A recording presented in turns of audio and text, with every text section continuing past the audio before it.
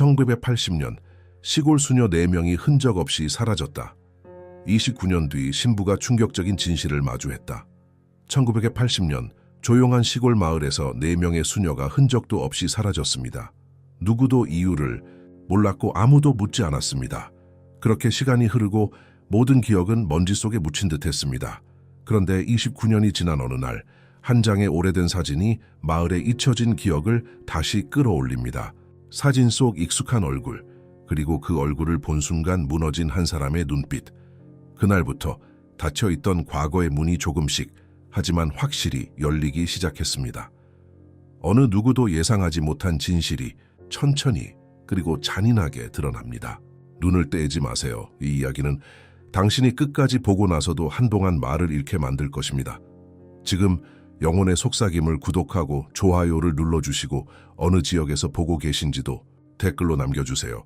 함께 이 진실을 마주해주세요. 푸른 하늘을 뒤덮은 잿빛 구름이 전라북도 전급시의 작은 성당 위로 무겁게 내려앉았다.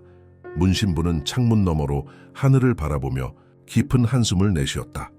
오늘은 그의 77번째 생일이었지만 그에게는 축하할 기분이 아니었다. 의사가 말했듯이 이것이 그의 마지막 생일일지도 모른다. 말기 암 진단을 받은 후 그는 남은 시간을 의미 있게 보내고 싶었다. 신부님, 약 드실 시간입니다. 성당 관리인인 김 여사가 조심스럽게 문을 두드렸다. 네, 들어오세요. 문 신부의 목소리는 약했지만 단호했다. 김 여사는 약과 물 한 잔을 들고 들어왔다. 오늘 기분이 어떠세요? 문 신부는 창문에서 시선을 돌려 미소를 지었다. 얼굴에 깊게 패인 주름은 그가 겪어온 인생의 무게를 보여주었다. 좋아요, 고마워요. 그런데 김 여사, 제가 도움이 필요해요. 무엇이든 말씀하세요, 신부님.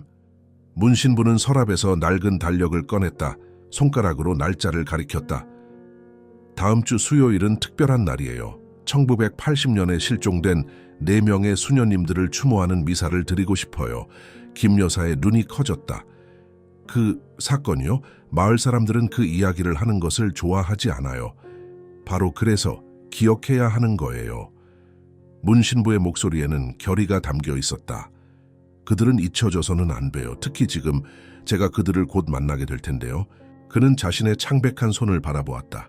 신부님, 김 여사의 눈에 눈물이 고였다. 울지 마세요. 문 신부가 그녀의 어깨를 토닥였다. 저는 제 시간을 받아들였어요. 하지만 떠나기 전에 해야 할 일이 있어요. 오래된 수녀원 예배당을 열어주세요. 제가 직접 청소하고 추모벽을 만들고 싶어요. 다음 날 아침, 문 신부는 성당 지하실에서 먼지가 쌓인 상자들을 뒤적이고 있었다. 그의 손은 항암 치료로 약해졌지만 그의 의지는 강했다.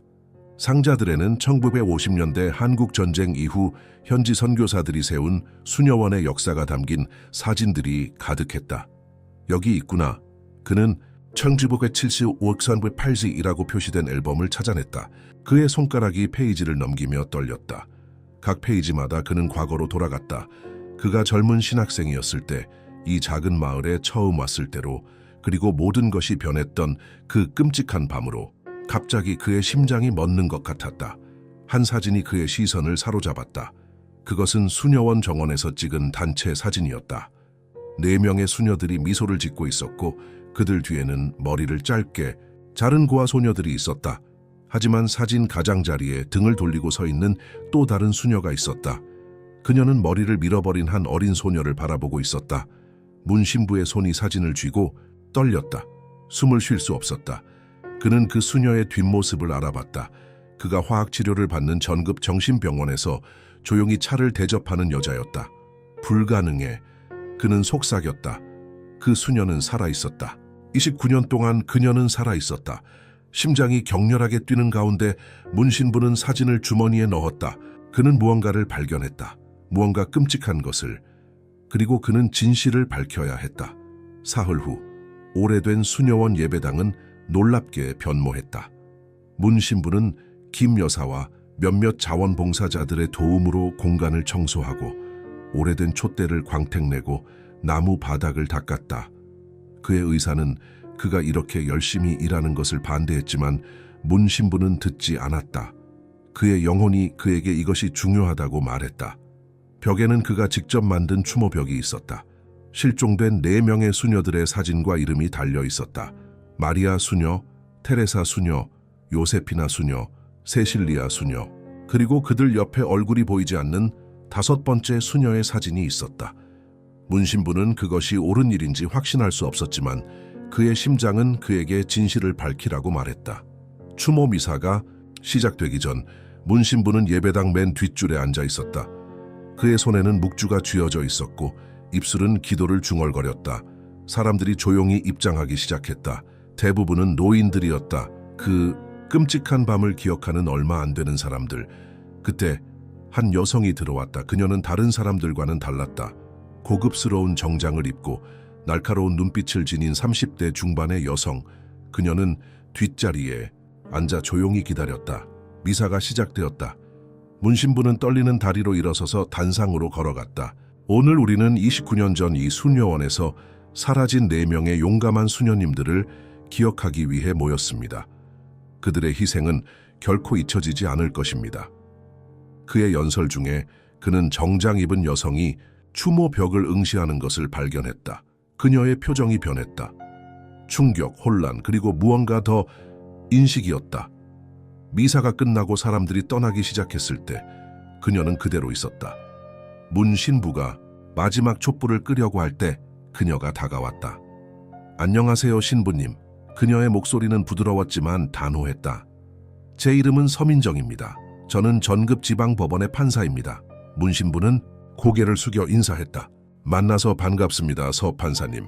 제 작은 미사에 참석해 주셔서 감사합니다. 제가 왜 여기 왔는지 궁금하실 거예요. 그녀가 말했다. 모든 영혼은 자신만의 이유로 신앙의 장소를 찾아옵니다. 그가 미소 지었다. 민정은 잠시 침묵했다. 그녀의 눈이 추모벽으로 향했다. 그녀는 앞으로 걸어가 5번째 사진을 가리켰다. 등을 돌리고 있는 수녀. 이 사람이 누군지 알아요? 그녀의 목소리가 떨렸다. 문 신부의 심장이 빠르게 뛰기 시작했다. 그래요? 민정의 눈에 눈물이 고였다. 그녀는 목에 걸린 십자가를 만졌다. 그것은 부러진 나무 십자가였다. 그녀는 제가 어린 시절에 저를 구했어요. 하지만 그들은 그녀가 죽었다고 했어요. 문 신부는 갑자기 다리가 약해지는 것을 느꼈다. 그는 가까운 벤치에 앉았다. 어떻게 아시나요? 민정은 눈물을 닦았다. 제 꿈에서 그녀의 얼굴은 항상 흐릿했어요. 하지만 그녀의 실루엣은, 그리고 그 자세는, 그녀는 떨리는 손으로 사진을 가리켰다. 그리고 그 어린 소녀, 그녀의 목소리가 잠겼다. 그 소녀는 저예요. 문 신부는 그 자리에서 얼어붙었다. 그는 갑자기 이해했다. 이 모든 것은 그가 생각했던 것보다 더 크고 더 무서웠다. 그리고 정신병원에 있는 그 조용한 수녀는 단순한 생존자가 아니었다. 그녀는 열쇠였다. 이 작은 마을의 모든 비밀을 연결하는 열쇠. 서 판사님, 그는 떨리는 목소리로 말했다. 제가 당신에게 보여드릴 것이 있어요. 밖에서는 천둥 소리가 전급 하늘을 가로질렀다. 비가 내리기 시작했다. 마치 29년 동안 억눌려온 진실의 눈물처럼. 다음 날 아침 먹구름이 전급 하늘을 뒤덮었다. 문 신부는 거울 앞에 서서 자신의 얼굴을 바라보았다. 창백한 피부, 움푹 들어간 눈, 한감 치료로 인해 희박해진 머리카락. 그는 더 이상 젊은 신학생이 아니었다. 그러나 그의 눈에는 아직 불꽃이 살아있었다. 진실을 향한 불꽃. 신부님, 서 판사님이 도착하셨어요. 김 여사가 문을 두드렸다. 문 신부는 성당 옷을 입고 나왔다. 민정은 어제와 같은 정장 차림으로 긴장된 표정으로 기다리고 있었다. 아침 식사하셨나요, 서 판사님? 문 신부가 물었다. 민정은 고개를 저었다. 잠을 못 잤어요. 그 사진을 본 후로 저도 마찬가지입니다. 문 신부가 인정했다. 제가 당신에게 말씀드려야 할 것이 있어요. 그 수녀, 그녀는 살아있어요. 민정의 눈이 커졌다. 뭐라고요? 어디서요? 전급 정신병원에서요. 제가 항암 치료를 받는 곳이죠. 그녀는 거기서 보조 인력으로 일하고 있어요. 차를 나르고 시트를 갈고 환자들을 돕는 일을요.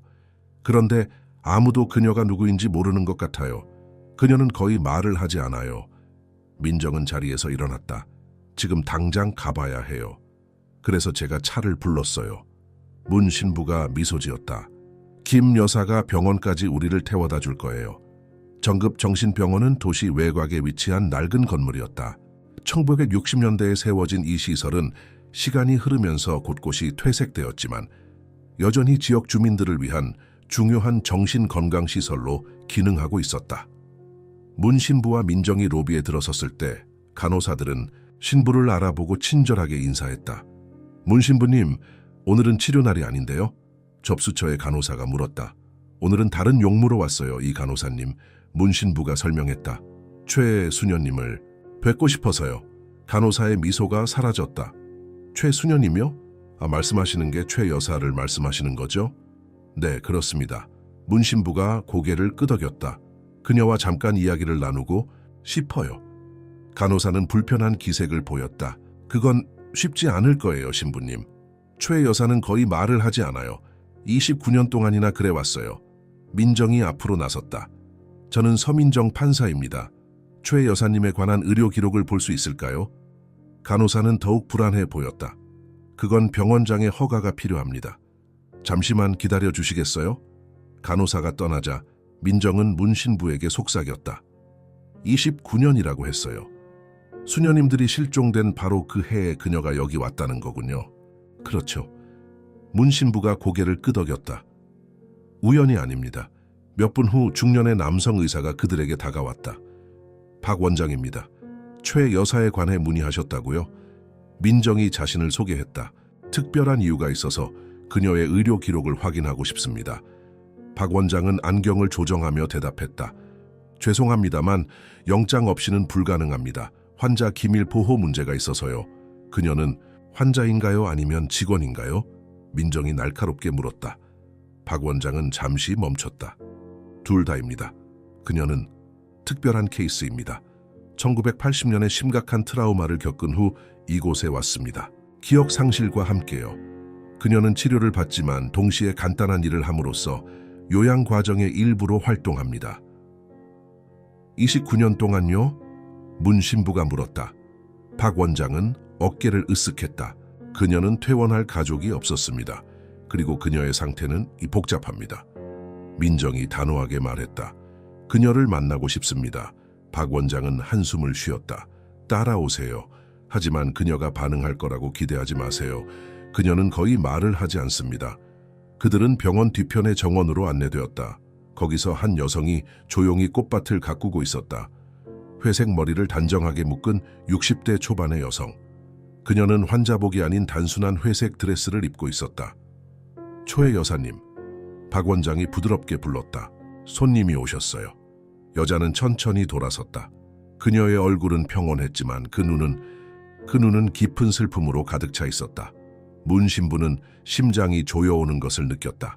그녀의 눈은 29년 동안 울지 않은 사람의 눈이었다. 안녕하세요, 최수녀님. 문 신부가 조심스럽게 인사했다. 여자는 그저 그를 바라볼 뿐이었다. 아무 반응도 없었다. 민정이 앞으로 나섰다. 그녀의 손은 떨리고 있었다. 저를 기억하세요? 초의 수녀는 민정을 바라보았다. 그녀의 눈에 미세한 변화가 일었다. 인식의 순간이 스쳐 지나가는 듯했지만 곧 사라졌다. 민정은 목에 걸린 십자가를 꺼냈다. 나무로 만든 십자가, 부러진 십자가였다. 이것 때문에 왔어요. 초의 수녀의 눈이 십자가에 고정되었다. 그녀의 손이 미세하게 떨리기 시작했다. 그녀는 한 걸음 물러섰다. 제발, 민정이 간청했다. 저를 도와주세요. 제가 누구인지 무슨 일이 있었는지 알아야 해요. 최수녀는 갑자기 몸을 돌려 정원 안쪽으로 걸어가기 시작했다. 박 원장이 앞으로 나서려 했지만 문 신부가 그를 막았다. 그냥 지켜봅시다. 최수녀는 정원 구석에 있는 작은 돌 벤치 앞에 멈춰 섰다. 그녀는 천천히 벤치 밑을 가리켰다. 민정은 조심스럽게 다가가 벤치 아래를 들여다보았다. 거기에는 작은 금속 상자가 있었다. 녹슬고 흙으로 덮인 상자. 민정은 상자를 꺼냈다. 손으로 흙을 털어내고 상자를 열었다. 그 안에는 낡은 종이가 있었다. 그것은 어린아이가 그린 그림이었다. 3개의 인물 그림. 큰 사람 하나와 작은 사람 둘. 그리고 그림 밑에는 서툰 글씨로 쓰여 있었다. 내 가족. 민정의 눈에서 눈물이 흘러내렸다. 이건 제가 그린 거예요. 최수녀는 여전히 말이 없었지만 그녀의 눈에도 눈물이 맺혔다. 29년 만에 첫 눈물. 박 원장이 불안해하며 개입했다. 이제 그만하시는 게 좋겠습니다. 환자가 불안해하고 있어요. 민정이 고개를 저었다. 그녀는 환자가 아니에요. 그녀는 피해자예요. 박 원장의 얼굴이 굳어졌다. 무슨 말씀을 하시는 건지. 저는 그녀의 의료 기록을 보고 싶습니다. 민정이 단호하게 말했다. 지금 당장요. 영장을 가져올 수도 있지만 그러면 이 모든 일이 공개 조사가 될 거예요. 당신은 그걸 원하시나요? 박 원장은 잠시 갈등하는 듯했다. 마침내 그는 한숨을 쉬었다. 따라오세요. 병원 지하 기록 보관소에서 그들은 마침내 최수녀의 파일을 찾았다. 1980년 6월 17일자 입원 기록이었다. 진단명, 종교적 사건 이후 외상성 기억 상실. 입원 담당자, 전급 경찰서장 김진호. 기록에는 그녀의 이름이 검은 잉크로 완전히 지워져 있었다. 그녀의 개인 이력도 마찬가지였다. 마치 누군가가 의도적으로 그녀의 존재를 지우려 한 것 같았다. 이것은 불법입니다. 민정이 분노에 떨며 말했다. 기록 변죄요. 문신부는 파일을 자세히 살펴보았다. 여기 뭔가 더 있어요. 그는 책상 위에 자외선 램프를 가리켰다. 그걸 켜볼 수 있을까요? 박 원장은 망설였지만 램프를 켰다. 문신부는 지워진 이름 위에 종이를 비추었다. 흐릿하게 보이는 글자가 있었다. 아그네스 킴. 민정은 그 이름을 듣자마자 갑자기 다리에 힘이 빠졌다. 문신부가 재빨리 그녀를 붙잡았다. 괜찮으세요, 판사님? 민정의 얼굴은 백지장처럼 하얘졌다. 아그네스, 그녀가 속삭였다. 내 꿈에서, 내가 어릴 때 매일 밤 들었던 이름이에요. 내 양어머니는 그게 내 상상 속 친구라고 했어요. 하지만 박 원장은 불안한 표정으로 문을 바라보았다. 이 일은 제 권한을 넘어서는 일입니다. 여러분이 이 기록을 보는 것을 허락해 드렸으니 이제 떠나주시겠어요? 민정은 파일을 덮으며 고개를 저었다. 아니요, 이제 시작일 뿐이에요. 저는 공식 조사를 시작할 겁니다. 1980년 실종된 수녀들과 아그네스 킴 수녀, 그리고 제 과거에 대해서요. 그녀는 문신부를 바라보았다. 그녀의 눈에는 결의가 가득했다. 신부님, 저를 도와주시겠어요? 문신부는 잠시 고민했다. 그의 몸은 이미 암과 싸우느라 지쳐 있었다. 하지만 그의 영혼은 아직 정의를 위해 불타오르고 있었다. 물론입니다. 그가 대답했다. 제가 남은 시간 동안 할 수 있는 가장 의미 있는 일이 될 것 같네요. 밖에서는 비가 더 세차게 내리고 있었다. 그러나 먹구름 사이로 작은 빗줄기 하나가 병원 위로 내리쬐고 있었다. 마치 29년 만에 드디어 진실이 모습을 드러내려 하는 것처럼. 다음 날 아침 문신부는 성당 마당에 주차된 낡은 차 앞에서 민정을 만났다. 이른 시간임에도 불구하고 판사는 이미 단정한 모습으로 기다리고 있었다. 그녀의 눈 아래 짙은 다크서클은 밤새 잠을 이루지 못했음을 말해주었다. 아침부터 죄송합니다, 신부님. 민정이 인사했다. 하지만 더 기다릴 수가 없었어요. 문 신부는 미소를 지으며 고개를 저었다. 저도 마찬가지입니다. 모든 것이 준비되어 있어요.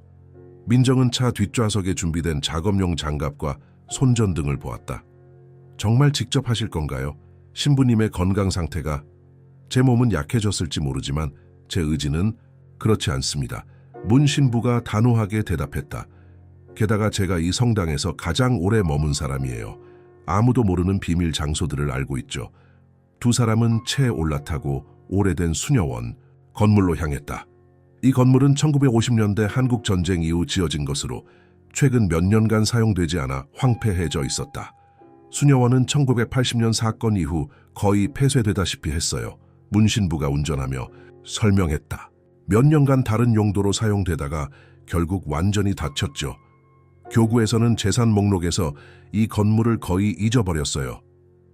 민정은 창밖으로 다가오는 낡은 건물을 바라보았다. 석조 건물의 회색, 외벽에는 세월의 흔적이 깊게 새겨져 있었다. 여기서 자랐던 기억이 조각조각 떠오르고 있어요. 하지만 선명하지는 않아요. 차가 건물 앞에 멈추자 그들은 무거운 쇠사슬로 잠긴 정문 앞에 섰다. 문 신부는 커다란 열쇠 뭉치를 꺼내 자물쇠를 풀었다. 김 여사가 어제 저녁에 자원봉사자 몇 명을 모아서 입구 주변을 청소했어요. 문 신부가 말했다. 하지만 안쪽은 거의 손대지 않은 상태예요.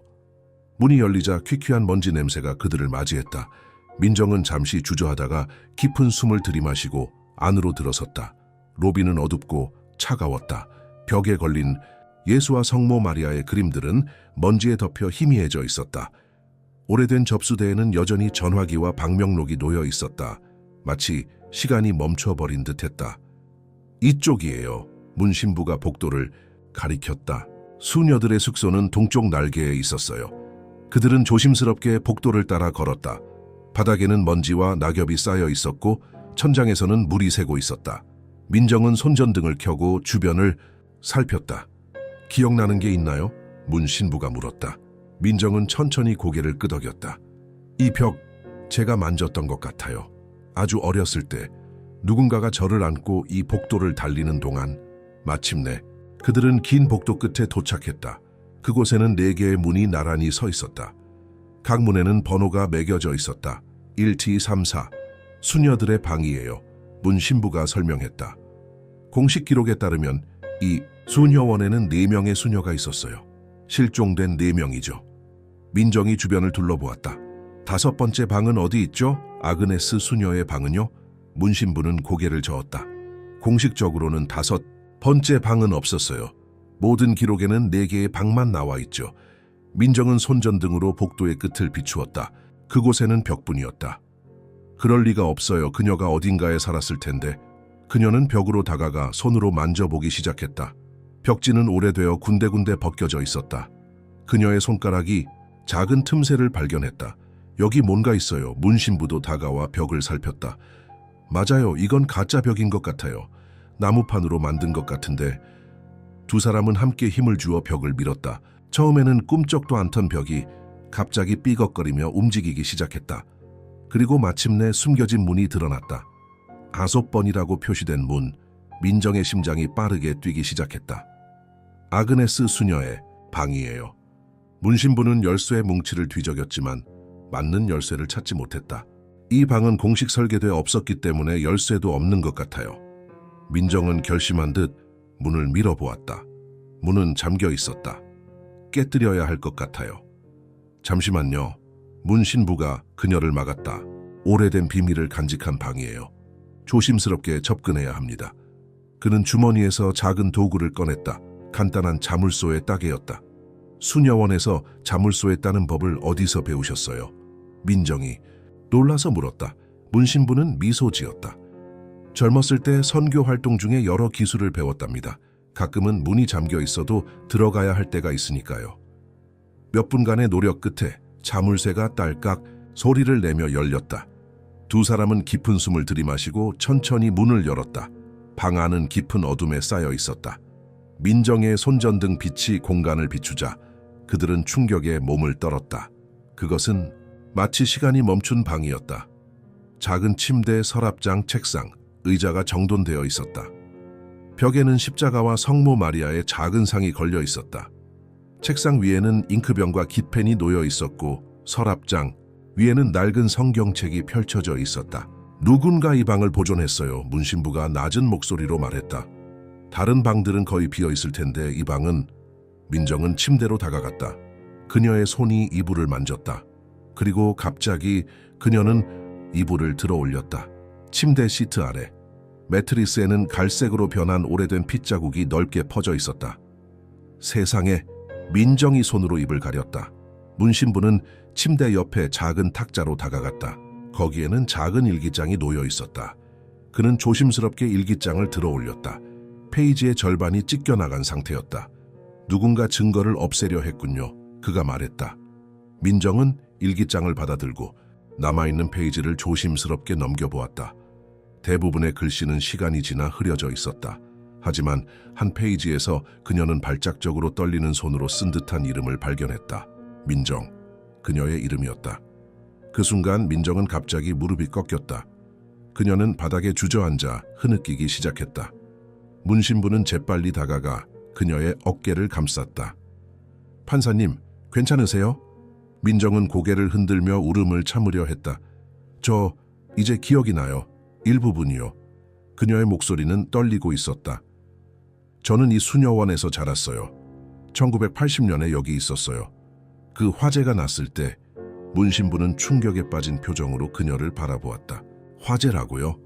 민정은 눈물을 닦으며 고개를 끄덕였다. 수녀님들이 실종된 그날 밤 수녀원 서쪽 날개에서 화재가 났어요. 저만 살아남았어요. 그녀는 천천히 일어나 방 안을 둘러보았다. 이 방, 여기서 아그네스 수녀님이 저를 숨겼어요. 그녀는 저를 보호하려 했어요. 다른 사람들로부터요. 다른 사람들이라니요? 문 신부가 물었다. 민정은 창문으로 다가가 커튼을 걷어냈다. 먼지 속에서 창문은 바깥 세상을 희미하게 비추고 있었다. 정확히 기억나지 않아요. 하지만 이 방에서 아그네스 수녀님과 누군가가 크게 다투는 소리를 들었어요. 남자 목소리였어요. 그는 소리쳤어요. 그 아이는 나와 함께 가야 한다고. 문 신부는 생각에 잠겼다. 당시 전급에서 영향력 있는 사람이 누구였는지 기억하시나요? 민정은 고개를 저었다. 기억나지 않아요. 하지만 그녀는 책상으로 다가가 서랍을 열었다. 대부분은 비어 있었지만 맨 아래 서랍에서 그녀는 작은 봉투를 발견했다. 봉투 안에는 낡은 신문 기사 조각이 있었다. 1979년 12월자 기사였다. 전급시장 고아원 설립에 큰 기여, 해외 입양 촉진 위한 노력 인정받아. 민정은 기사를 문 신부에게 건넸다. 입양, 그녀가 중얼거렸다. 그들이 나를 입양 보내려 했던 거예요. 문 신부는 심각한 표정으로 기사를 읽었다. 당시 불법 입양이 문제였다는 것을 알고 계시나요? 특히 해외로 보내는 경우. 민정의 눈이 커졌다. 그러니까 아그네스 수녀님이 저를 보호하려 했던 거군요. 불법 입양 네트워크로부터. 그때 방 안의 작은 소리가 그들의 주의를 끌었다. 벽 쪽에서 나는 작은 긁는 소리였다. 쥐인가? 민정이 물었다. 문 신부는 손전등을 벽으로 비추었다. 아니요, 다른 거예요. 그는 벽으로 다가가 손으로 더듬어 보았다. 벽지 아래에는 작은 틈이 있었다. 그는 조심스럽게 벽지를 벗겨내기 시작했다. 벽지 아래에는 작은 보관함이 숨겨져 있었다. 문 신부는 조심스럽게 그것을 열었다. 안에는 작은 상자가 있었다. 그 안에 접힌 종이 하나가 들어 있었다. 그것은 어린아이의 그림이었다. 불완전한 선으로 그려진 두 사람의 모습. 긴 드레스를 입은 여자와 작은 소녀. 그리고 그림 아래에는 서툰 글씨로 적혀 있었다. 나와 아그네스 엄마. 민정은 그림을 보자마자 흐느끼기 시작했다. 49년 동안 제 진짜 과거는 모두 거짓말이었어요. 제 양부모님은 제가 다른 가족의 아이였다고 말했어요. 화재로 가족을 잃은 아이라고요. 하지만 사실은 그녀는 일어서서 창밖을 바라보았다. 비가 내리기 시작했다. 이제 알아야 해요. 모든 진실을요. 아그네스 수녀님을 위해서, 그리고 제 자신을 위해서. 문 신부는 그녀의 어깨에 손을 얹었다. 함께 찾아낼 거예요. 판사님, 제가 약속합니다. 방 안의 어둠 속에서 29년 동안 숨겨져 온 비밀들이 마침내 빛을 향해 움직이기 시작했다. 비는 마치 세상의 슬픔을 표현하듯 전급 전체를 적시고 있었다.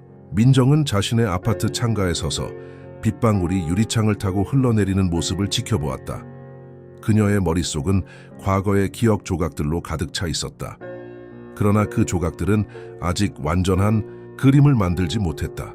전화벨 소리가 그녀의 생각을 중단시켰다. SEO 판사님, 문 신부입니다. 수화기 너머로 익숙한 목소리가 들려왔다. 신부님, 무슨 일이세요? 시청에서 연락이 왔어요. 우리의 요청이 승인되었답니다. 오늘 오후에 1980년대 기록, 보관소를 확인할 수 있게 되었어요. 민정은 시계를 확인했다. 오전 11시. 1시에 시청 앞에서 만나요. 그녀는 전화를 끊고 침대 위에 펼쳐놓은 서류들을 다시 살펴보았다. 그녀가 판사로서의 권한을 이용해 수집한 정보들이었다. 1980년 수녀원 화재 보고서, 실종된 수녀들에 관한 경찰 파일, 그리고 그녀 자신의 입양 서류. 서류들 사이에서 그녀의 시선을 사로잡은 것은 자신의 입양 증명서였다. 1980년 7월 날짜로 그녀는 가족 전체가 화재로 사망한 고아로 등록되어 있었다. 입양을 주선한 사람은 당시 전급시 사회복지과 과장이었다.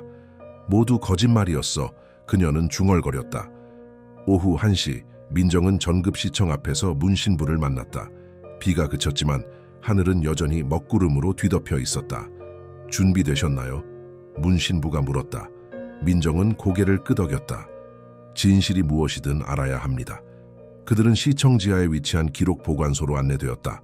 이곳은 1970년대와 1980년대의 시 행정 기록들이 보관된 곳이었다. 나이든 여성 직원이 그들을 맞이했다. 서 판사님, 찾으시는 자료가 무엇인가요? 1980년 6월 수녀원 화재와 그 당시 전급 주변의 고아원과 관련된 모든 기록이요. 직원은 그들을 좁은 복도를 따라 안내했다. 수천 개의 서류 상자들이 선반에 가지런히 정리되어 있었다. 여기 1980년대 초반 기록들이 있습니다. 제가 도와드릴까요? 민정은 고개를 저었다. 아니요, 저희가 직접 찾겠습니다. 시간이 걸릴 수도 있으니 오래 머물러도 괜찮을까요? 직원은 미소를 지었다. 물론이죠. 5시까지는 계셔도 됩니다. 필요하시면 복사기도 사용하세요. 직원이 떠나자 민정과 문신부는 기록 검색을 시작했다.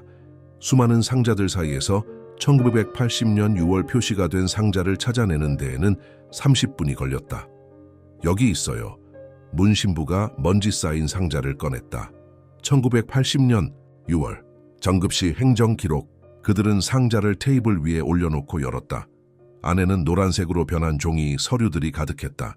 시의회 회의록, 예산 보고서, 행사 계획 등이 순서대로 정리되어 있었다. 민정은 서류들을 하나씩 검토하기 시작했다. 여기 화재 보고서가 있어요.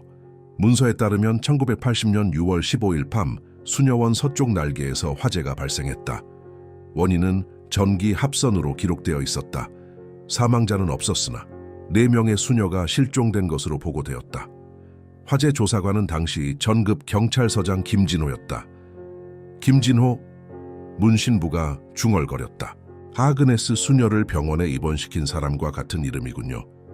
민정은 계속해서 서류를 뒤적였다. 그때 작은 봉투 하나가 서류들 사이에서 미끄러져 나왔다. 그녀는 조심스럽게 봉투를 열었다. VHS 테이프 목록이네요. 시청 홍보과에서 제작한 것 같아요. 목록을 살펴보던 중 그녀의 시선이 한 항목에 고정되었다. 1980년 5월 수녀원 구호 활동 기록, 해외 입양아 발송, 행사. 민정의 심장이 빠르게 뛰기 시작했다. 이 테이프를 찾아야 해요. 목록에는 테이프가 시청 창고 3에 보관되어 있다고 적혀 있었다. 그들은 직원에게 창고 위치를 물어본 후 시청 뒤편에 위치한 별도의 건물로 향했다. 창고는 오래된 창고 건물이었다. 수많은 상자와 장비들이 먼지 속에 쌓여 있었다. 창고 관리인은 그들에게 낡은 손전등을 건네주었다. 찾으시는 게 뭐죠? 1980년대 VHS 테이프들이요. 홍보과에서 제작한 것들이요. 민정이 대답했다. 관리인은 창고 뒤편을 가리켰다. 저쪽 선반에 있을 거예요. 하지만 거의 30년 전 물건들이라 상태가 좋지 않을 수도 있어요. 그들은 창고 뒤편으로 향했다. 높은 선반에는 수백 개의 VHS 테이프가 상자에 담겨 있었다. 각 상자는 연도가 표시되어 있었다.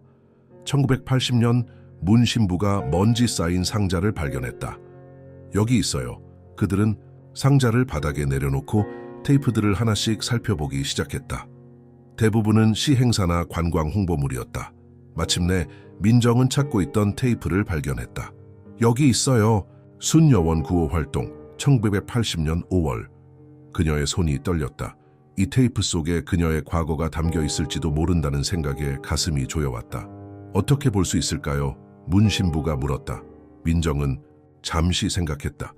제 지인 중에 오래된 매체를 복원하는 기술자가 있어요. 그에게 부탁해 봐야겠어요. 2시간 후 그들은 전급 외곽에 위치한 작은 스튜디오에 도착했다. 고전 미디어 복원이라는 간판이 걸린 이 가게의 주인은 민정의 대학 친구였다. 이런 서민정, 40대 초반의 남자가 그들을 맞이했다. 오랜만이네. 그리고 신부님도 오셨군요. 김상우, 도움이 필요해. 민정이 말했다. 이 VHS 테이프를 볼 수 있을까? 산구는 테이프를 받아들고 살펴보았다. 1980년대 테이프네. 상태가 좋지 않아 보여. 하지만 한번 시도해볼게. 그는 그들을 작은 작업실로 안내했다. 그곳에는 다양한 오래된 미디어 장비들이 있었다. 그는 테이프를 VHS 플레이어에 넣고 연결된 모니터를 켰다. 화질이 좋지 않을 거야. 그리고 소리도 온전하지 않을 수 있어. 화면이 깜빡이더니 흑백 영상이 나타났다. 화면에는 수녀원, 정원이 보였다. 날짜 표시에 따르면 1980년 5월 10일이었다. 화면에 4명의 수녀들이 나타났다. 그들은 여러 명의 어린이들과 함께 있었다. 정장 입은 몇몇 남자들도 보였다. 한 남자가 앞으로 나와 카메라를 향해 말하고 있었다. 소리가 안 들려 민정이 말했다. 상우는 장비를 조정했다. 테이프가 많이 손상되었어. 영상은 볼 수 있지만 소리는 거의 복원이 불가능해. 영상은 계속되었다. 카메라가 정원을 훑으며 아이들을 비추었다. 대부분은 6, 7세로 보이는 아이들이었다. 모두 단정하게 차려입고 있었다. 그때 민정은 숨을 멈췄다. 화면 구석에 등을 돌리고 서 있는 5번째 수녀가 보였다. 아그네스 수녀였다. 거기! 그녀가 외쳤다. 카메라가 잠시 그 방향으로 움직였다. 아그네스 수녀는 정복 차림의 남자와 이야기하고 있었다. 경찰 제복이었다. 남자의 얼굴이 잠시 카메라를 향했고 민정은 그가 김진호 경찰서장임을 알아볼 수 있었다. 두 사람은 격렬하게 논쟁하는 것처럼 보였다. 그리고 그들 사이에는 작은 소녀가 서 있었다. 머리를 짧게 자른 약 5살로 보이는 소녀였다. 그게 저예요. 민정이 떨리는 목소리로 말했다. 영상은 갑자기 잘렸다가 다른 장면으로 바뀌었다. 이제 화면에는 실내 행사장이 보였다. 외국인 부부들이 한국 관계자들과 악수하고 있었다. 배경에는 해외 입양 추진 협력 행사라는 현수막이 걸려 있었다. 민정은 화면을 응시했다. 뭔가 이상해요. 영상이 편집된 것 같아요. 상우는 고개를 끄덕였다. 맞아. 전문가가 봐도 명백하게 편집된 영상이야. 중간 부분이 잘려나갔어. 원본을 복구할 수 있을까? 문 신부가 물었다. 상우는 고개를 저었다. 불가능해요. 이미 물리적으로 편집된 테이프라서 잘려나간 부분은 영원히 사라진 거예요.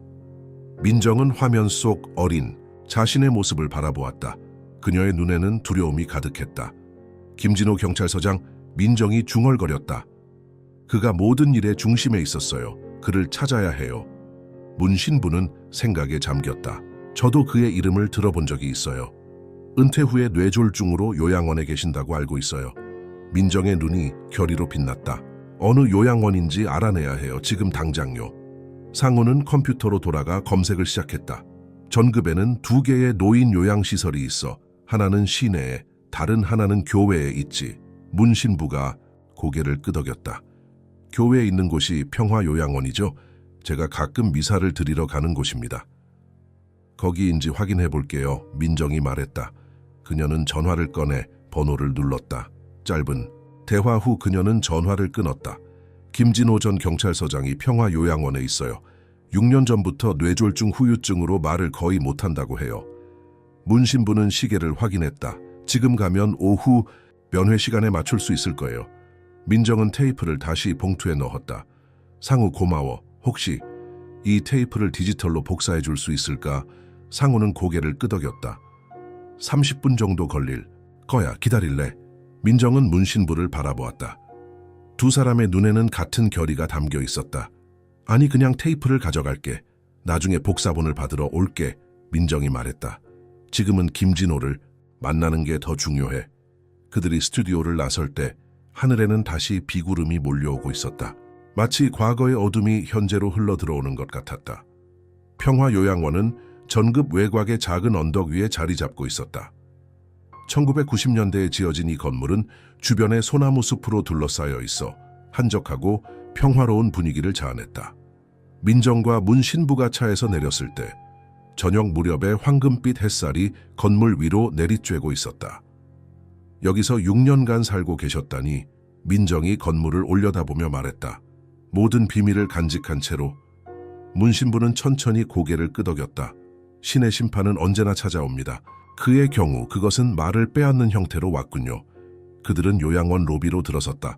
안내 데스크에서 중년의 여성 간호사가 그들을 맞이했다. 안녕하세요. 무엇을 도와드릴까요? 민정이 자신을 소개했다. 전급 지방법원 서민정 판사입니다. 김진호 전 경찰서장님을 뵙고 싶습니다. 간호사의 표정이 약간 경직되었다. 공무상 방문이신가요? 민정은 고개를 끄덕였다. 네, 오래된 사건 조사 중입니다. 간호사는 방문자 명부를 내밀었다. 서명 부탁드립니다. 김 선생님은 3층 3색 7호에 계십니다. 하지만 그녀는 목소리를 낮추었다. 그분은 거의 대화가 불가능하시다는 저 알고 계시죠?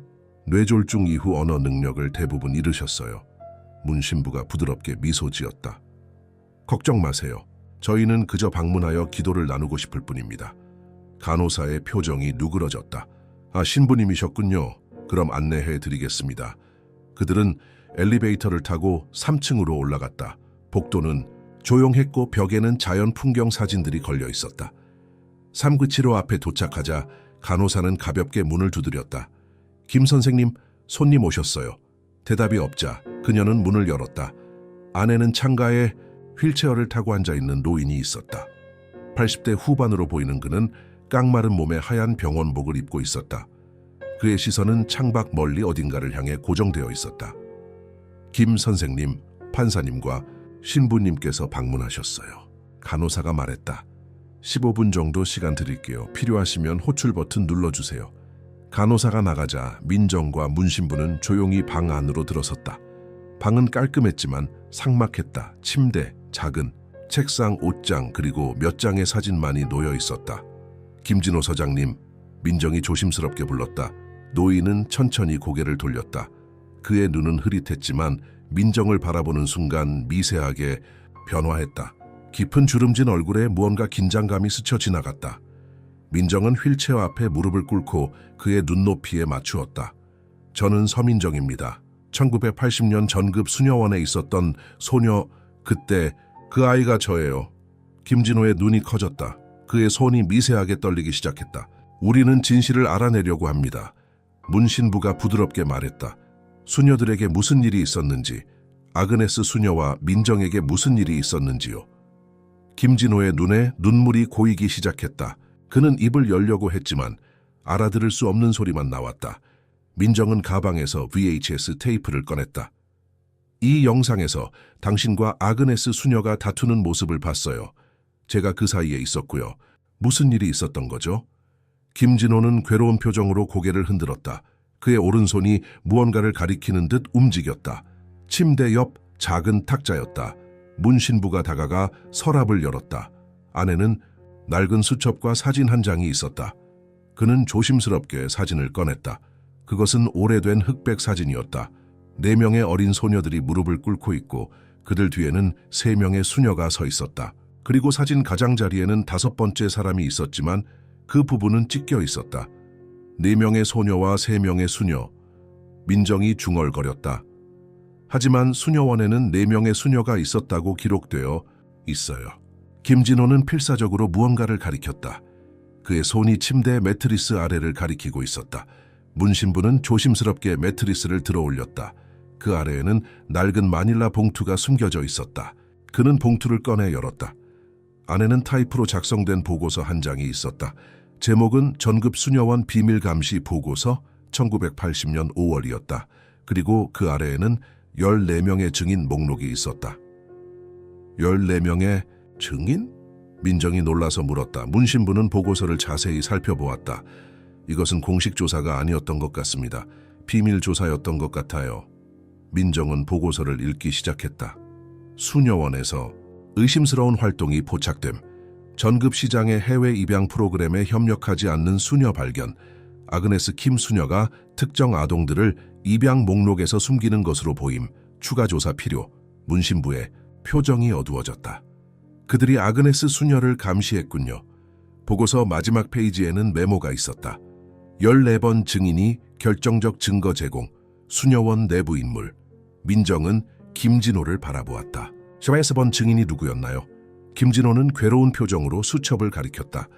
문 신부는 수첩을 열어 페이지를 넘겼다. 대부분은 알아볼 수 없는 글씨였지만 한 페이지에는 깔끔한 글씨로 이름이 적혀 있었다. 박영희 수녀원 견습 수녀. 견습 수녀. 민정이 놀라서 말했다. 그녀가 14번 증인이었군요. 김진호의 눈에서 눈물이 흘러내렸다. 그는 떨리는 손으로 민정의 손을 잡았다. 그의 입에서는 알아들을 수 없는 소리가 나왔지만 그의 눈은 깊은 후회와 죄책감으로 가득 차 있었다. 문 신부는 조용히 물었다. 박영희가 지금 어디에 있는지 아시나요? 김진호는 천천히 고개를 끄덕였다. 그는 팔을 뻗어 창 밖을 가리켰다. 멀리 산 중턱에 작은 건물이 보였다. 저리군요. 문 신부가 말했다. 전급 용화사. 김진호는 다시 고개를 끄덕였다. 민정은 일어서서 창가로 다가갔다. 그녀는 불교로 개종했군요. 찾아가 봐야겠어요. 문 신부가 말했다. 그들이 떠나려고 할 때 김진호가 갑자기 민정의 손을 다시 잡았다. 그의 눈에는 간절함이 가득했다. 그는 서랍을 가리켰다. 문 신부는 다시 서랍을 열어 안을 살폈다. 맨 아래에는 작은 나무 상자가 있었다. 그는 상자를 꺼내 열었다. 그 안에는 부러진 나무, 십자가의 나머지 반쪽이 있었다. 민정은 숨을 멈췄다. 그녀는 목에 걸린 자신의 십자가를 만졌다. 이것은 김진호는 괴로운 표정으로 고개를 끄덕였다.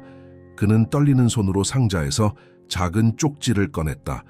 오래전에 쓰여진 메모였다. 그녀에게 십자가를 돌려주세요. 그녀는 알 자격이 있습니다. 민정의 눈에 눈물이 고였다. 누가 썼죠? 김진호는 입을 열려고 했지만 말을 할 수 없었다. 대신 그는 손가락으로 공중에 글자를 쓰기 시작했다. 그 반대, 민정은 십자가의 나머지 반쪽을 받아들었다. 그녀의 손이 떨렸다. 아그네스 수녀님이 제게 이 십자가를 주셨군요. 그리고 반쪽은 당신에게 맡기셨고요. 김진호의 눈에서 눈물이 흘러내렸다. 그는 고개를 끄덕였다. 가야 할 것 같습니다. 문 신부가 말했다. 용화사로 가봐야겠어요. 그들이 방을 나설 때 김진호는 마지막으로 민정을 붙잡았다. 그는 힘겹게 입을 열어 한마디를 내뱉었다. 미안해. 민정은 그의 손을 잡고 조용히 말했다. 제가 진실을 알게 되면 다시 찾아뵐게요. 그들이 요양원을 나왔을 때 하늘은 저녁 노을로 물들어 있었다. 민정은 손에 쥔 십자가의 조각을 바라보았다. 이제 용화사로 가야겠어요. 그녀가 말했다. 14번 증인을 만나러. 문 신부는 고개를 끄덕였다. 마침내 모든 퍼즐 조각이 모이고 있군요. 그들이 차에 오를 때 민정의 전화가 울렸다. 병원이었다. 네, 서민정입니다. 아내, 최수녀님이요? 무슨 일이? 그녀의 얼굴이 창백해졌다. 알겠습니다. 지금 바로 가겠습니다. 전화를 끄는 그녀는 문 신부를 향해 걱정스러운 표정으로 말했다. 아그네스 수녀님이 갑자기 상태가 나빠지셨대요. 우리가 방문한 후로 계속 불안해하시다가. 문 신부의 표정이 심각해졌다. 용화사는 내일 아침에 가도록 합시다. 지금은 병원으로 가야겠군요. 민정은 고개를 끄덕였다. 그녀의 손에 쥐어진 십자가의 조각이 석양빛에 반짝였다. 29년간의 비밀이 마침내 밝혀지려는 순간 아그네스 수녀의 상태가 악화되었다는 사실은 우연이 아닌 것 같았다. 전급 병원의 밤은 고요했다. 형광등 불빛 아래 민정과 문 신부는 조용히 복도를 걸었다. 벽시계는 밤 9시를 가리키고 있었다. 평소라면 면회 시간이 끝난 시간이었지만 민정의 판사 신분과 문 신부의 성직자 지위는 그들에게 특별한 접근 권한을 주었다. 어떤 상태인지 말씀해 주세요. 민정이 그들을 안내하는 간호사에게 물었다. 간호사는 걸음을 멈추지 않고 대답했다. 갑작스러운 불안 발작이었어요. 오후에 두 분이 방문하신 후부터 시작됐대요. 계속 뭔가를 찾는 듯한 행동을 보이셨고 결국 심한 발작을 일으켜 진정제를 투여했습니다. 그들은 중환자실 앞에 도착했다. 유리창 너머로 아그네스 수녀가 보였다. 그녀는 산소 마스크를 쓴 채 침대에 누워 있었다. 모니터에는 그녀의 약한 심장 박동이 규칙적으로 표시되고 있었다. 상태가 안정되기는 했지만 나이가 많으셔서 걱정입니다. 담당 의사가 다가와 말했다. 특히 거의 30년 만에 이런 강한 감정적 반응을 보이셨다는 점이 특이하네요. 민정은 유리창에 손을 대고 아그네스 수녀를 바라보았다. 들어가도 될까요? 의사는 잠시 망설이다 고개를 끄덕였다. 짧게요. 그리고 절대 환자를 흥분시키지 마세요. 민정과 문 신부는 조용히 병실로 들어갔다. 방 안은 의료기기의 작은 소리와 산소 공급 장치의 일정한 소음만이 가득했다. 아그네스 수녀는 잠든 것처럼 보였다. 그녀의 희끗한 머리카락이 베개 위에 펼쳐져 있었고 주름진 얼굴은 평화로워 보였다. 마치 오랜 시간 동안의 고통이 잠시 멈춘 것 같았다. 민정은 침대 옆에 앉아 조심스럽게 아그네스의 손을 잡았다. 수녀님, 저예요. 민정이에요. 아그네스의 눈꺼풀이 미세하게 떨렸지만 눈은 뜨지 않았다. 저희가 김진호 전 서장님을 만났어요. 민정이 부드럽게 계속했다. 그리고 이걸 찾았어요. 그녀는 가방에서 나무 십자가의 반쪽을 꺼내 아그네스의 손에 올려놓았다. 다른 한 손으로는 자신의 목에 걸린 십자가 반쪽을 만졌다. 아그네스의 손가락이 천천히 움직이기 시작했다. 그녀의 손이 십자가 조각을 감싸주었다. 순녀님, 저희는 진실을 찾고 있어요. 문신부가 말했다. 내일 용화세 가서 박영희를 만날 예정입니다. 아그네스의 눈이 갑자기 떠졌다. 희미한 눈빛이었지만 그 안에는 분명한 경계심이 담겨 있었다. 그녀는 산소 마스크를 벗으려고 했다. 안 돼요, 수녀님. 민정이 그녀의 손을 부드럽게 말렸다. 마스크는 그대로 두세요. 하지만 아그네스는 완강했다. 그녀는 마스크를 내리고 힘겹게 말했다. 29년 만에 처음으로 완전한 문장을. 그녀를 조심하세요. 그녀의 목소리는 거칠고 갈라져 있었지만 그 말은 분명했다.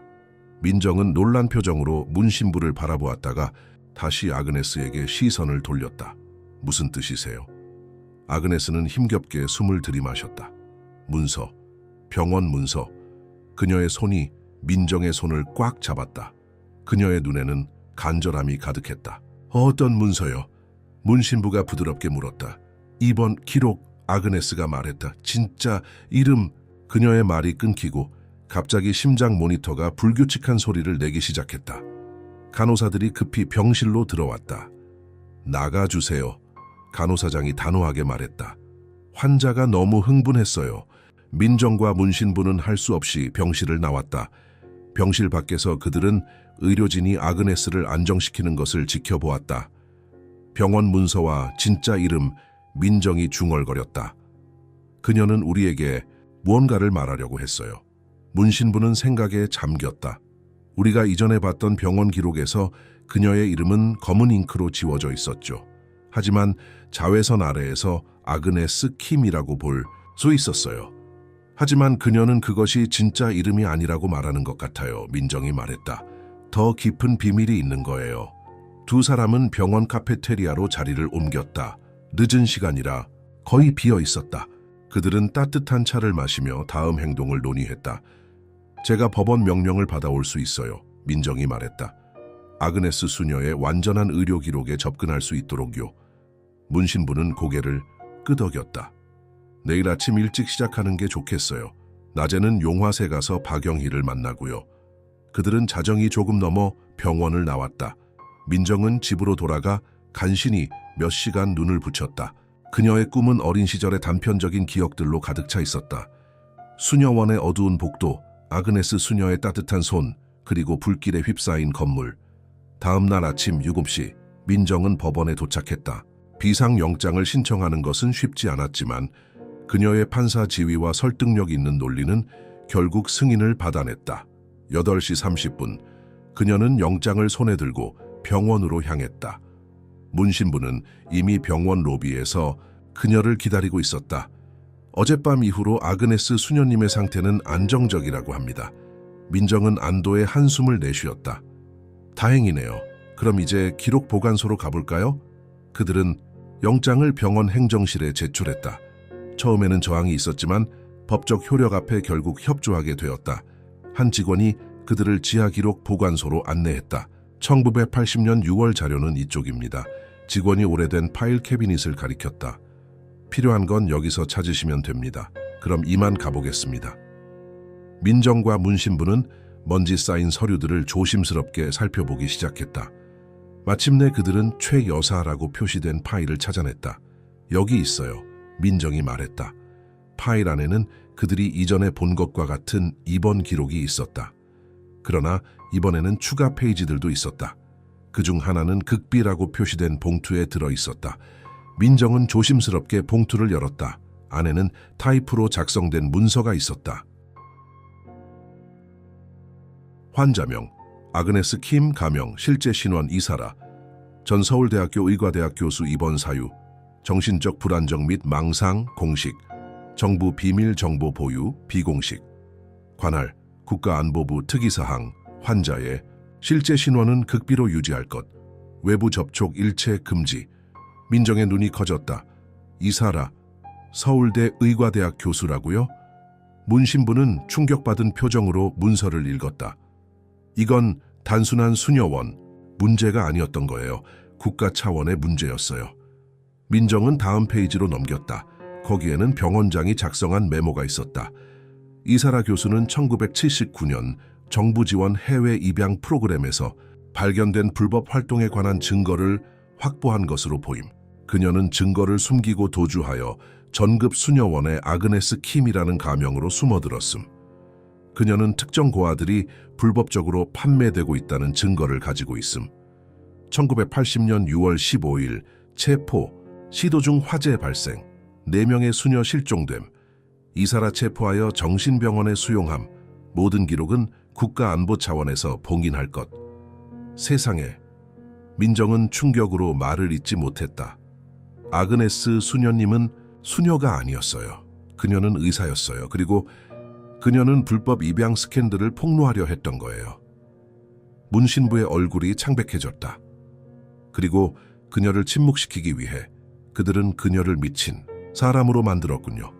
민정은 계속해서 서류를 살펴보았다. 마지막 페이지에는 의사의 진료 노트가 있었다. 환자는 입원 후 지속적인 약물 치료로 인해 기억 상실 증세를 보임. 그녀가 가지고 있다고 하는 증거의 위치는 아직 밝혀내지 못함. 지속적인 감시 필요함. 민정은 분노에 떨며 파일을 덮었다. 그들은 그녀를 의도적으로 약물로 기억을 지운 거예요. 그리고 나머지 수녀들은 그들에게 무슨 일이 일어났는지 상상도 하기 싫어요. 문 신부는 깊은 한숨을 내쉬었다. 이제 용화사로 가야겠어요. 14번 증인 박영희는 이 모든 일에 관여했던 사람이니 더 많은 것을 알고 있을 거예요. 민정은 파일을 정리하며 결심한 듯 말했다. 이 사건을 공식적으로 재조사할 거예요. 진실이 밝혀져야 해요. 그들이 보관소를 나설 때 민정의 전화가 울렸다. 병원이었다. 네, 서민정입니다. 네, 알겠습니다. 지금 바로 올라갈게요. 그녀는 전화를 끊고 문 신부를 바라보았다. 그녀의 눈에는 걱정이 가득했다. 아그네스 수녀님, 아니 이사라 교수님이 깨어나셨대요.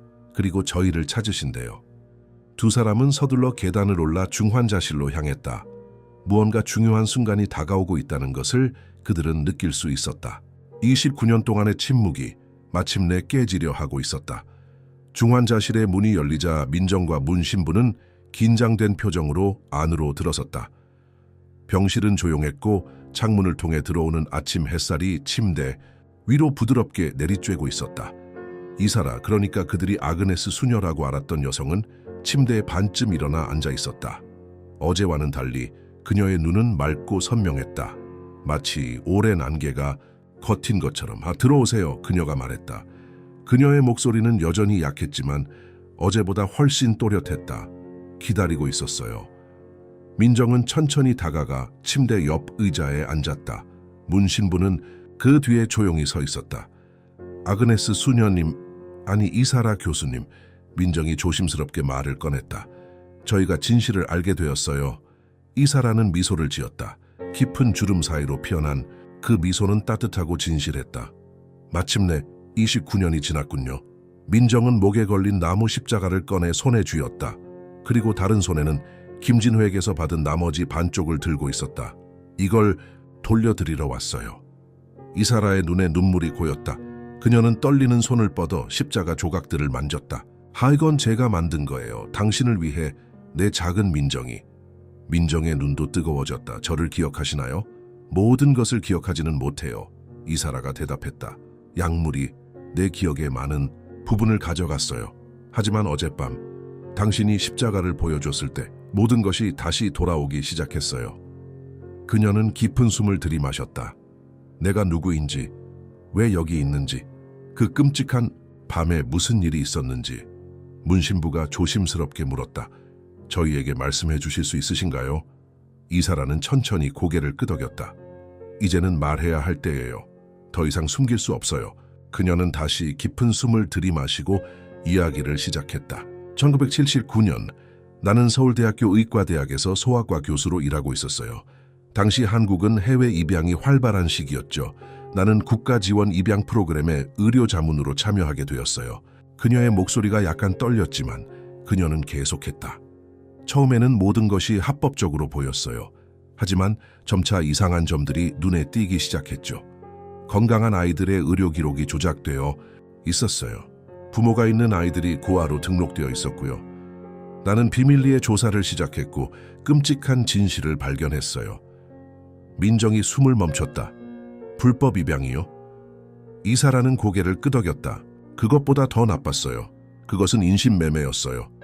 아이들이 돈을 위해 팔려가고 있었어요. 특히 혼혈 아이들, 장애가 있는 아이들, 그리고 불편한 아이들. 불편한 아이들이란요? 문 신부가 물었다. 정치적으로 민감한 가정의 아이들이요. 정부에 반대하는 사람들의 자녀들, 이사라가 대답했다. 당신은 한국이 군사 독재 시기였어요. 많은 사람들이 사라졌죠. 민정의 가슴이 조여왔다. 그래서 수녀원으로 도망치신 거군요. 이사라는 고개를 끄덕였다. 내가 가진 증거를 가지고 도망쳐야 했어요. 너무 위험했죠.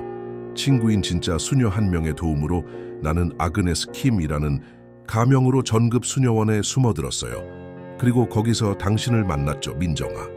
민정은 가슴이 뛰는 것을 느꼈다. 저요? 당신은 특별한 경우였어요.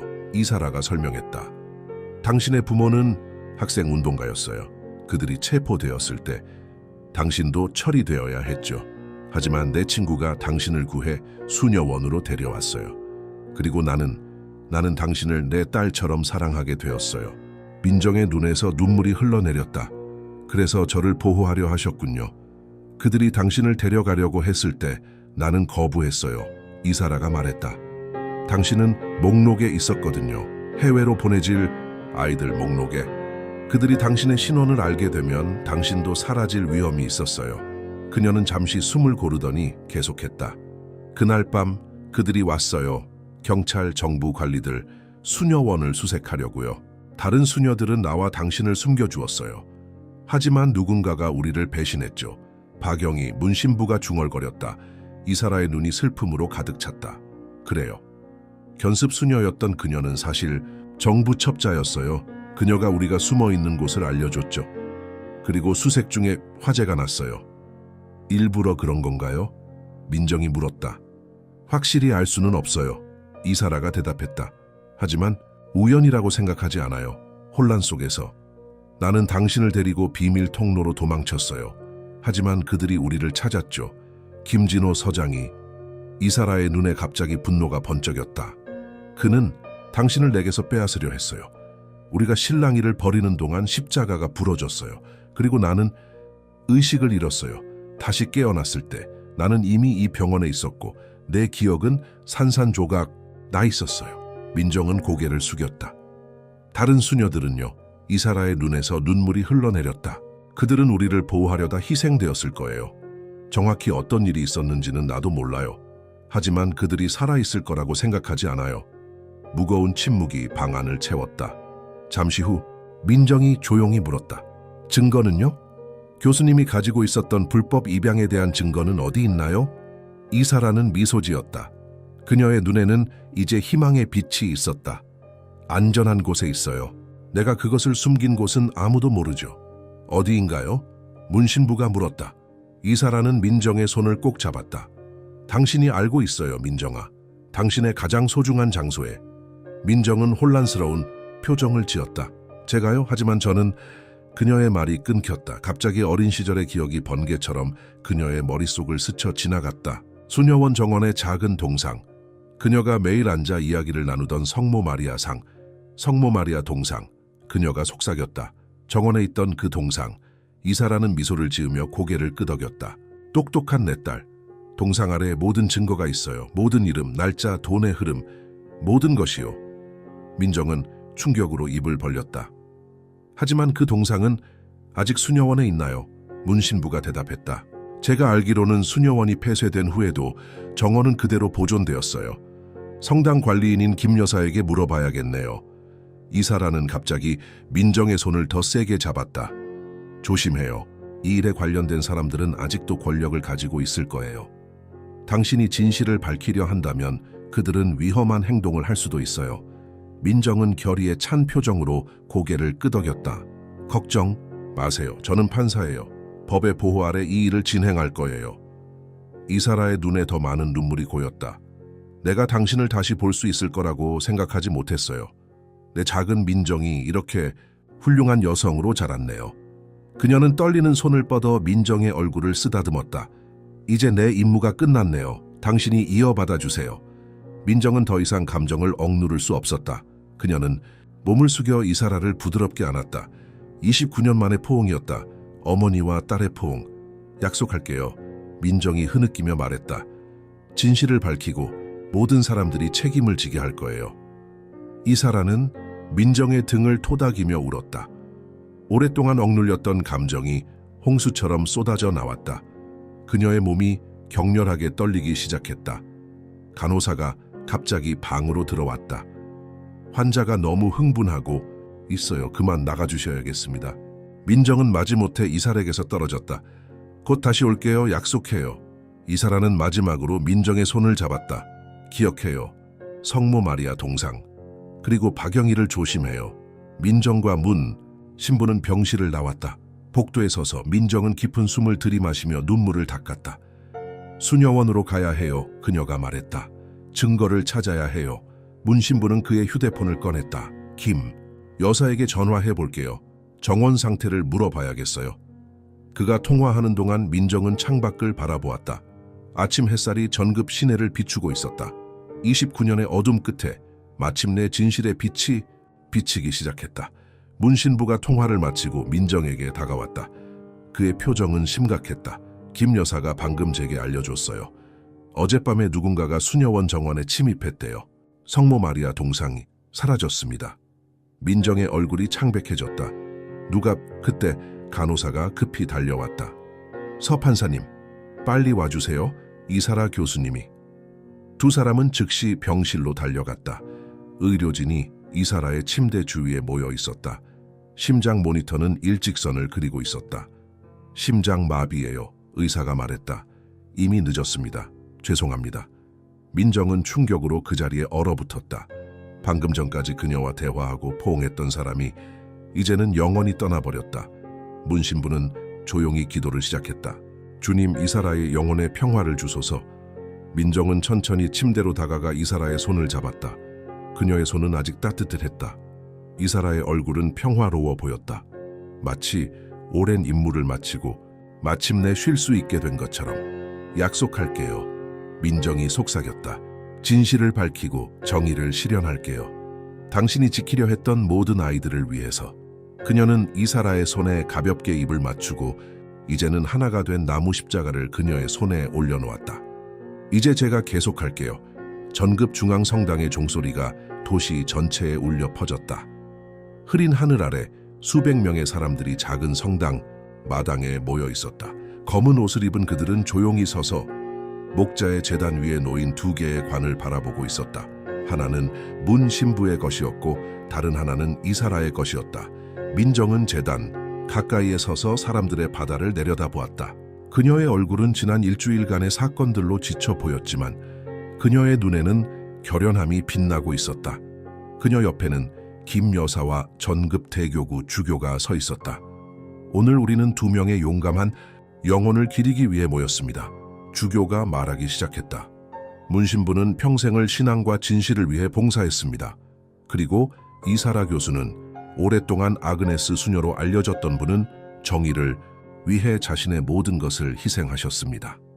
민정은 지난 3일간의 격동적인 사건들을 떠올렸다. 이사라의 갑작스러운 사망 후 문 신부와 그녀는 즉시 수녀원 정원으로 달려갔다.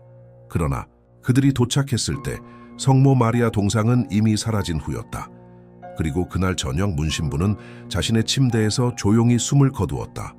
의사들은 자연적인 죽음이라고 했지만 민정은 그의 죽음이 단순한 우연이 아니라고 확신했다. 그녀는 문 신부의 유품에서 작은 편지를 발견했다. 그가 마지막으로 쓴 메모였다. 진실이 이미 충분합니다.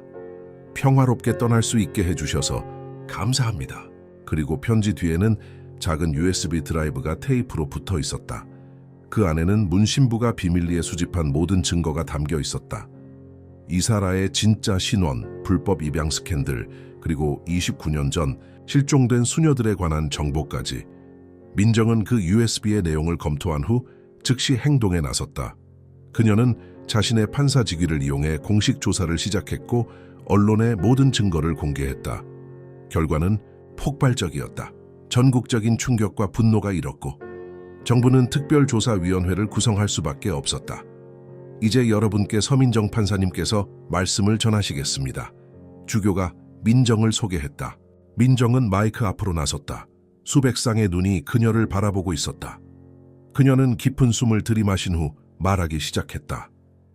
29년 전 이 작은 마을에서 끔찍한 비극이 일어났습니다. 진실을 지키려 한 용감한 사람들이 침묵을 강요받았고 일부는 목숨을 잃었습니다. 오늘 우리는 그들의 희생을 기억하고 마침내 그들에게 정의를 되돌려주기 위해 이 자리에 모였습니다. 그녀는 잠시 멈추고 청중을 둘러보았다. 많은 사람들이 눈물을 흘리고 있었다. 문 신부님은 진실을 찾기 위해 마지막 숨이 닿을 때까지 노력하셨습니다. 그리고 이사라 교수님, 제가 아그네스 수녀님이라고 불렀던 분은 29년간의 고통 속에서도 정의의 불꽃을 지키셨습니다. 그분은 저를 구하기 위해 자신의 모든 것을 희생하셨고 결국 그 진실이 밝혀지는 순간에 평화롭게 떠나셨습니다. 민정의 목소리가 잠시 떨렸지만 그녀는 강하게 계속했다.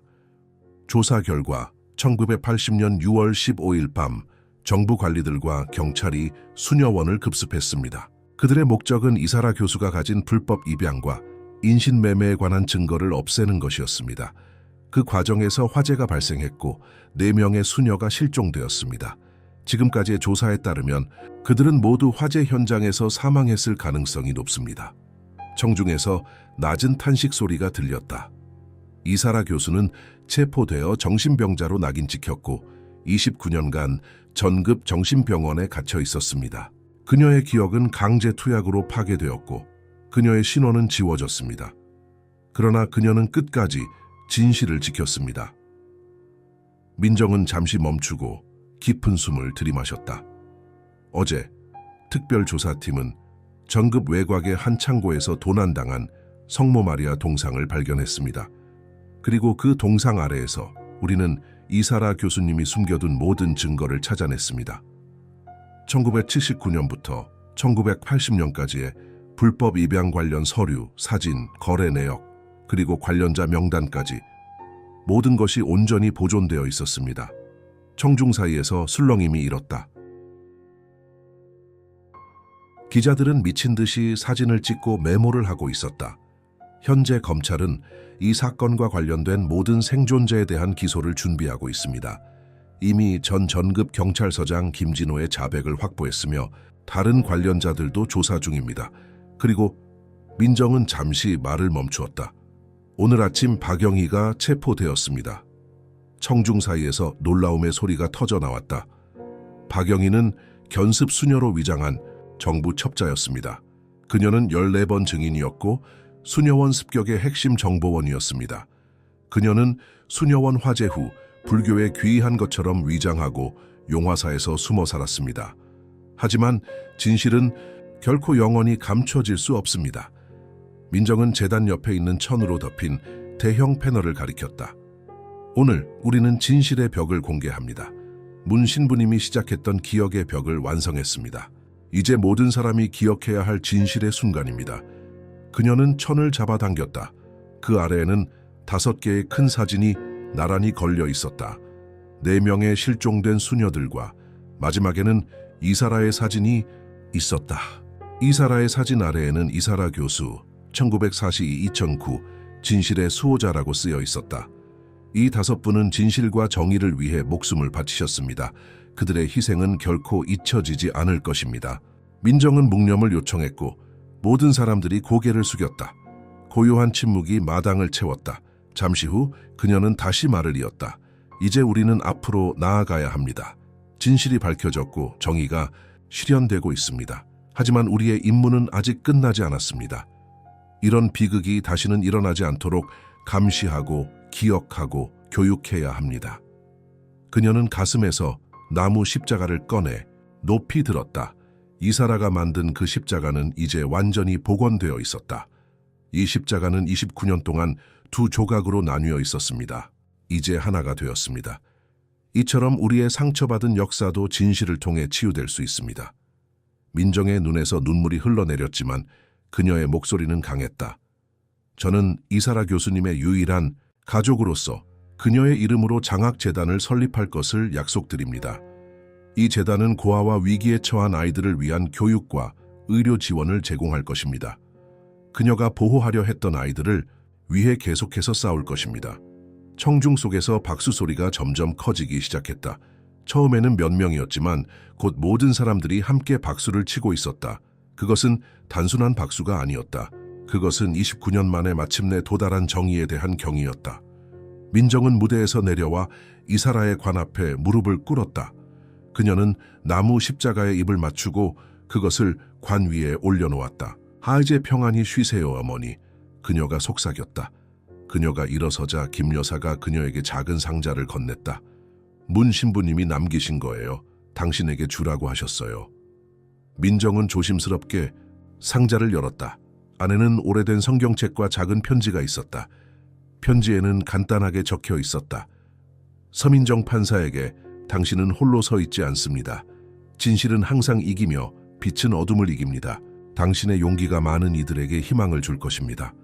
당신의 아버지 같은 친구 문신부 드림. 민정은 편지를 가슴에 안고 하늘을 올려다 보았다. 구름 사이로 햇빛이 밝게 비치고 있었다. 마치 오랜 어둠이 마침내 끝나고 새로운 날이 시작된 것 같았다. 성당의 종이 다시 울렸다.